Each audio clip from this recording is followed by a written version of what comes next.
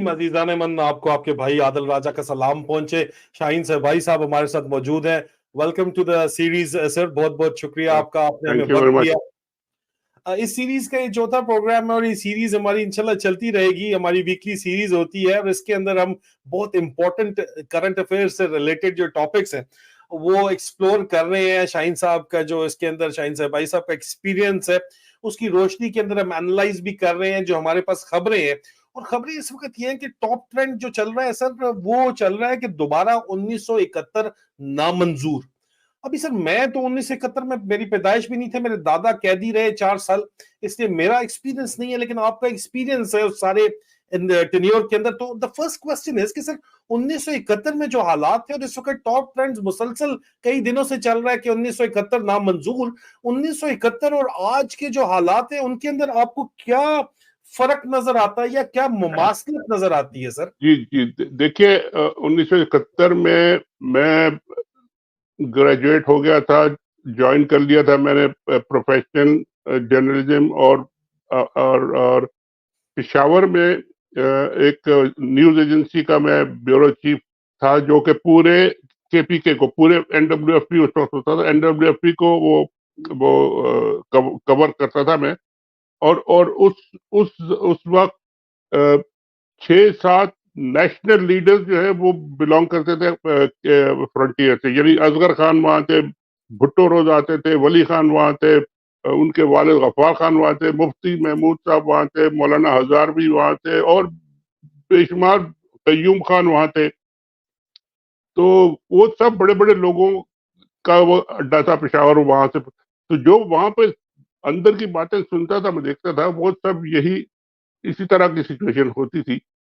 और उस वक्त जो गलतफहमी थी फौज को, और जो मैनिपुलेट करने वाले, उन्होंने इलेक्शन कराए इसीलिए थे कि जी इसका रिजल्ट जो होगा वो बड़ा डिवाइडेड होगा, और टुकड़े टुकड़े में छोटे छोटी पार्टियां आएंगी और हम मैनेज कर लेंगे इन सबको मिला के एक गवर्नमेंट बनाना। लेकिन उन्होंने ये टोटल मिसकैलकुलेशन किया था कि जी मुजीबुर रहमान साहब जो है ना वो टोटल स्वीप कर जाएंगे वहां, और यहाँ पे जो है भुट्टो साहब को मिल जाएंगी इतनी सीटें कि वो फिर लार्जेस्ट पार्टी बन जाए।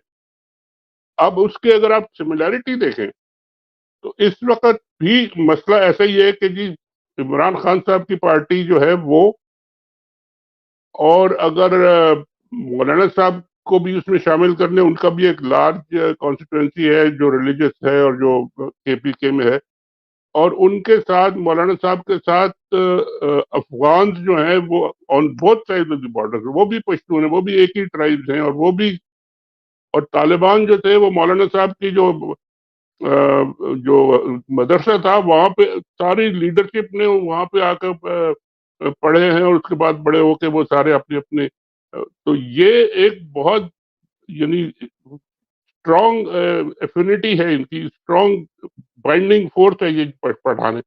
अब इसी दौरान में आपने देखा कि जी सब जगह पे पीटीआई जो है बड़ी खामोश है। केपीके में कड़क में भी जल्द से जुलूस निकल रहे हैं, मर्दान में भी निकल रहे हैं, वजीरिस्तान में भी निकल रहे हैं, मालाकंड में उनके जो लोग हैं वो जो यंग लीडर हैं जो उनके, वो रोज उनको तड़िए लगाते हैं और वो पकड़े नहीं जा सके अभी तक।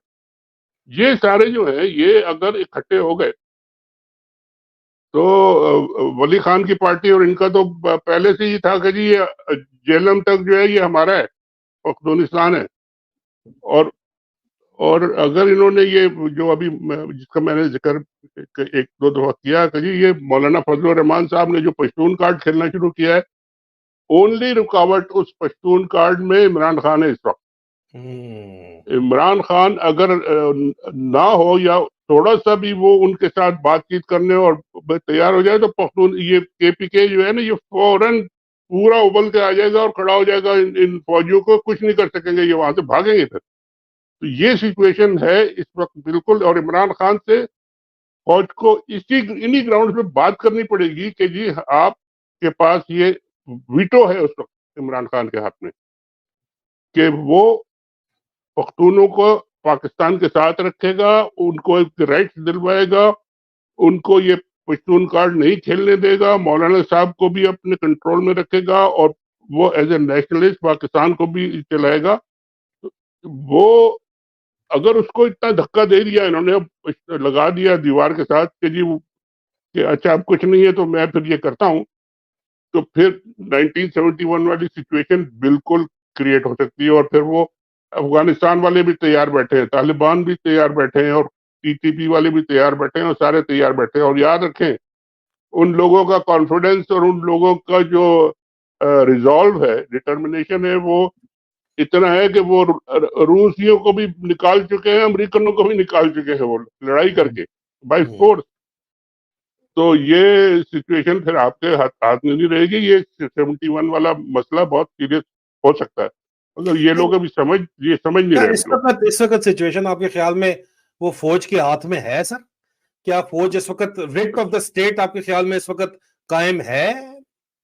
Writ of the state sir एक तरीके से तो है कि अभी उनको कोई चैलेंज नहीं कर रहा बाहर निकल के। सर जिस हिसाब से रोजाना की शहादतें, आप कह लें शहादतें हो रही हैं पाक फौज के अंदर, और जिस तरह दहशतगर्दी के वाकयात रोजाना की बुनियाद के ऊपर हो रहे हैं, ओपन चैलेंज हो रहा है सर। नहीं, ये टेररिज्म का और अफगानिस्तान से और टेररिज्म का और जो टीटीपी वगैरह का चैलेंज तो है, ये बिल्कुल सही है। और इसमें ये फेल हो रहे हैं क्योंकि ये अपना काम प्रॉपरली नहीं कर रहे, ये ज़राअत की तरफ और उसकी तरफ ज्यादा लगे हुए। मगर ये तो अभी फॉरेन बेस कहते हैं कि ये टेररिस्ट है, और यही टेररिस्ट, यही अगर काम जो पाकिस्तान के अंदर जो पार्टीज बैठी हुई है और जो भी इस पर पाकिस्तान के साथ है और पॉलिटिकल प्रोसेस में है, और वो पॉलिटिकल प्रोसेस चाहती हैं और फेयर इलेक्शंस और सिविलियंस वो चाहती हैं, अगर उनको आपने इनके साथ धक्का देके जोड़ दिया, फिर आपकी रेट खत्म है, फिर आप कहीं के नहीं रहेंगे। और खासकर केपीके में तो इतना मुश्किल टेरेन है, इतनी मुश्किल वहां पे लड़ाई है जो होती है। और ये फौज हमारी अच्छी है, करके इनको निकाल चुकी है, मगर अब देखें ना दोबारा वो सारे के सारे अंदर आके और फिर शुरू हो गए।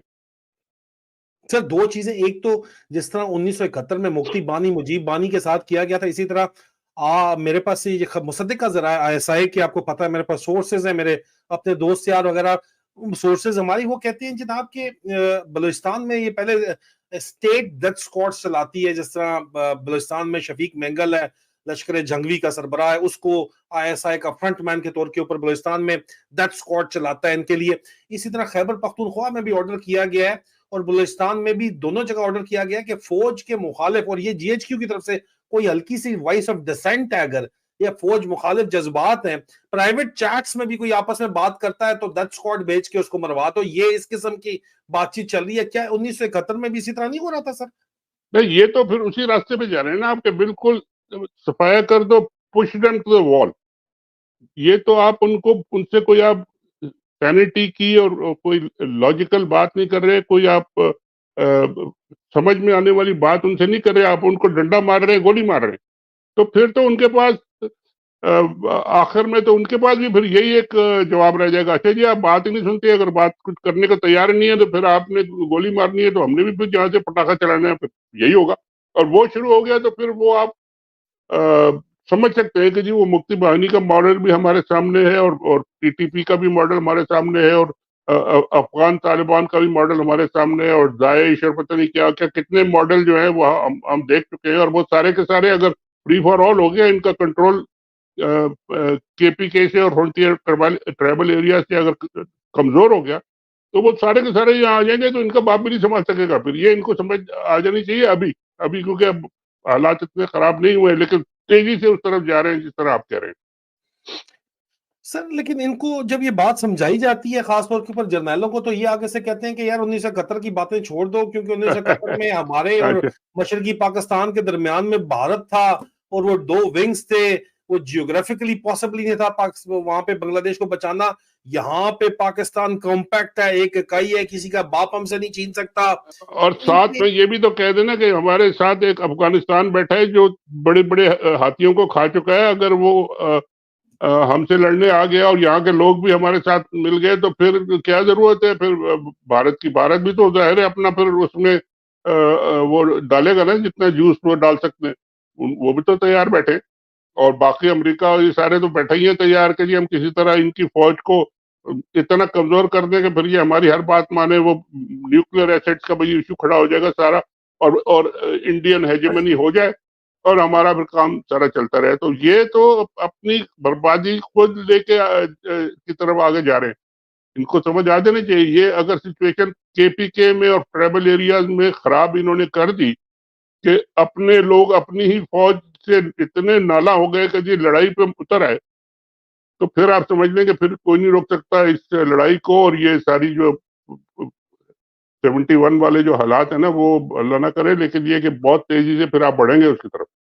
सर फाइनल क्वेश्चन इसमें ये बनता है कि इस वक्त आपने इस बात का जिक्र किया कि Imran Khan is the last hope कि वो ये सरवाइव, ये बुनियादी इकाई है पाकिस्तान की फेडरेशन की जमानत है। जी। क्या आपको लगता है कि ये इनको इतनी अकल है या आ जाएगी, या कोई इनको मत देगा कि ये इमरान खान को दोबारा जाके कहेंगे कि ये हालात माजरत चाहता हूँ, हालात बिगड़ने से पहले इमरान खान को ये जाके अपील कर देंगे कि आ जाओ संभाल लो मामलात, देखिए, या बिल्कुल ये डिपेंड, आसानी सर से गुजरने के बाद ये जाएंगे सर? जी, ये डिपेंड करता है फौज की जो कलेक्टिव विजडम है, कलेक्टिव थिंकिंग है। अगर कोई थिंक टैंक है उनके, अगर कोई फॉरवर्ड लुकिंग विजन है या कोई सोच है और वो देख रहे हैं कि क्या हो रहा है, उनको समझ में आ रही है, तो फिर तो ये पॉसिबल है। लेकिन अगर एक दो लोग जो बिल्कुल दिमाग उनका उलट गया है, घूम गया है, और वो अपनी चलाई जाए और किसी की बात ना सुने, और कोई इस इश्यू पे सोचने को और बैठ के बात करने को भी तैयार ना हो, तो फिर तो एक दो लोगों ने तबाही फेर देनी है। पानी गुजर जाए तो फिर आप लड़ते रहे, किस किस से लड़ेंगे फिर आप।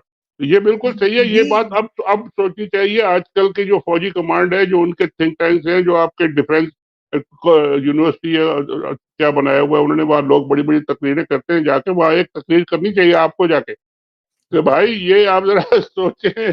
भले वो आपको फिर वहां से वापस ना आने दें थोड़े दिन के लिए, लेकिन खैर। नहीं, बुलाए सर, इनवाइट करें, उसके बाद बेशक ढक दें कम से कम, लेकिन नेशनली उसको नशर करें। मैं जाने के लिए तैयार हूँ, जी जी जी ओपन जी। ऑफर है। लेकिन सर ये कहना कि इमरान खान जो है, जो as an outsider, as an impartial observer, as somebody who's sitting outside the ring, or maybe who's got an holistic overall view आपको पूरी सिचुएशन का है, ये जो बातें करते हैं, हमें अंदर की बातें पता है। क्या अंदर की बातें? आप कितना स्मगलिंग में किसका कितना हिस्सा है सबको पता है, कि किसने कितना माल बनाना है और खाना है, ये अंदर की बातें नहीं है। जी जी अंदर जी। की बातें तो सबको पता है। अब sir being somebody who has got a holistic view of the entire situation जो आपको नजर आ रही है, लार्जर उसमें पिक्चर क्या देखें ना, बिल्कुल, हाँ बिल्कुल। लार्जर पिक्चर के अंदर हमें तो, मुझे तो ये समझ आ रही है सर। मेरा सवाल भी आपसे यही है कि क्या इमरान खान ही आखिरी उम्मीद है यहाँ पे?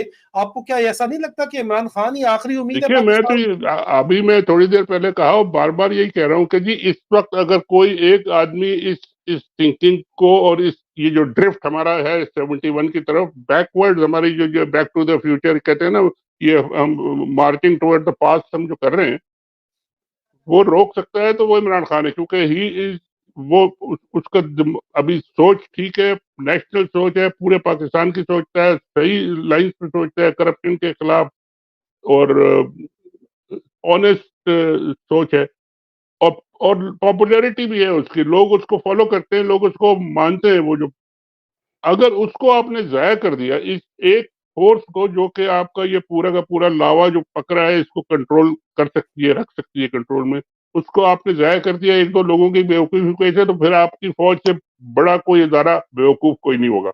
आप ये सोच लें, और मेरा ख़्याल है सोचना शुरू कर दें इन लाइन पे। सबको मैं कहता हूँ, जितने भी हमारे दोस्त जनरल हैं, एक्स जनरल्स हैं, अभी बैठे हुए जो हैं, आने वाले जो हैं, सब मिलके सोचें कि जी ये हम जा किधर रहे हैं और इसका अंजाम क्या होगा।